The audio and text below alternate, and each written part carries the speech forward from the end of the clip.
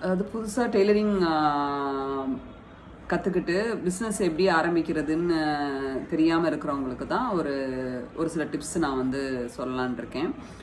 எப்படின்னு பார்த்தீங்கன்னா, இப்போ நம்ம வந்து புதுசாக நம்ம கற்றுருக்கோம் நம்ம வந்து. ஆனால் நம்மளுக்கு உள்ளுக்கு ஒரு மனசுக்குள்ளே ஒரு சின்னதாக வந்து பயம் நம்மளுக்கு இருந்துகிட்டே இருக்கும். நம்ம வந்து நல்லா தப்போமா, மற்றவங்களுக்கு நமக்கு தைக்கிறது வந்து கரெக்டாக இருக்குமா, ஃபிட் ஆகுமா, எதுவும் ஏதாவது நம்மளை சொல்லிடுவாங்களோ அப்படின்ற மாதிரி பயம் வந்து கண்டிப்பாகவே பயம், தயக்கம் எல்லாமே இருக்கத்தான் செய்யும் உங்களுக்கு. ஸோ அதற்கு நம்ம சரி பண்ணுறதுக்கு நம்ம என்ன பண்ணணும் அப்படின்னு சொல்லி பார்த்தீங்கன்னா, ஃபஸ்ட்டு நீங்கள் கற்றுக்குறீங்க இல்லைங்களா. இப்போ நீங்கள் ஒரு ஃபார் எக்ஸாம்பிள் வந்து நீங்கள் ப்ளவுஸ் கற்றுருக்கீங்க. கற்றுட்டு நீங்கள் என்ன பண்ணுங்கள், ஃபஸ்ட்டு வந்து உங்களுக்கு ஸ்டிச் பண்ணி பாருங்கள். உங்களுக்கு ஸ்டிச் பண்ணி அதில் என்னென்ன சின்ன சின்ன கரெக்ஷன்ஸ் வருதோ, என்னென்ன கரெக்ஷன்ஸ்லாம் உங்களுக்கு வருதுன்றத பாருங்கள். அதை நல்லா மைண்டில் ஃபிக்ஸ் பண்ணிக்கோங்க. ஸோ இந்த கரெக்ஷன் வந்துச்சுன்னா இது பண்ணோம்னா இது சரியாக இருக்கும் அப்படின்ற மாதிரி நம்மளுக்கு தெரியணும்.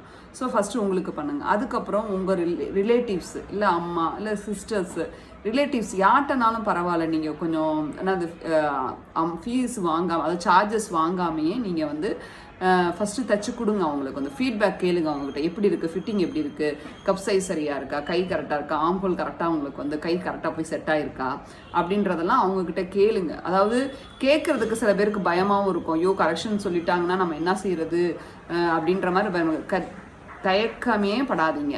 ஏன்னா ஃபஸ்ட்டு நம்மளுக்கு இருக்கிற அந்த தயக்கம் தான் நம்மளோட வந்து அடுத்தடுத்து பிஸ்னஸ் பண்ண முடியாமல் போகிறதுக்கான ஒரு ஸ்டெப்பாக இருக்கும் அது வந்து. ஸோ அந்த தயக்கத்தை நீங்கள் உடைச்சிட்டு, தப்பாக இருந்தாலும் பரவாயில்ல, ஏன்னா எல்லாருமே எடுத்த உடனே வந்து நம்ம வந்து பெரிய எக்ஸ்பீரியன்ஸ் ஆகி அப்படி ஃபிட்டிங்காக தைக்கிற டெய்லர்ஸ் யாருமே கிடையாது. எல்லாருமே ஆரம்பத்தில் இப்போ நம்ம தப்பு விடத்தான் செய்வோம், ஃபிட்டிங் சரியில்லாமல் தான் போகும். நம்ம வீட்டில் இருக்கிறவங்களே என்ன இப்படி தைச்சிருக்குன்ற மாதிரி கொஸ்டின்லாம் கேட்க தான் செய்வாங்க. ஸோ அதெல்லாம் நீங்கள் சகிச்சுக்கிட்டு அதில் என்ன கரெக்ஷன் இருக்குது, என்ன நம்ம தப்பு பண்ணியிருக்கோம் அப்படின்றத நீங்கள் பார்த்து அதில் வந்து மிஸ்டேக்ஸ்க்கு என்ன வரும்னு நீங்கள் யோசனை பண்ணிகிட்டே இருந்தீங்கன்னா உங்களுக்கே அதுக்கான வழி வந்து நீங்கள் கண்டுபிடிச்சிடலாம். ஸோ இப்படி ஒரு 10 ப்ளவுஸ், 15 ப்ளவுஸ், 20 ப்ளவுஸ் டிஃப்ரெண்ட் சைஸில் டிஃப்ரெண்ட் பர்சன்ஸ்க்கு தைச்சி கொடுங்க நீங்கள் வந்து.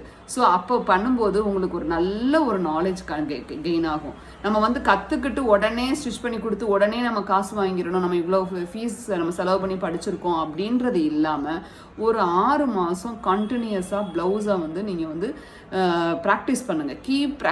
Keep on practising. இதுதான் முக்கியம். ப்ராக்டிஸ்.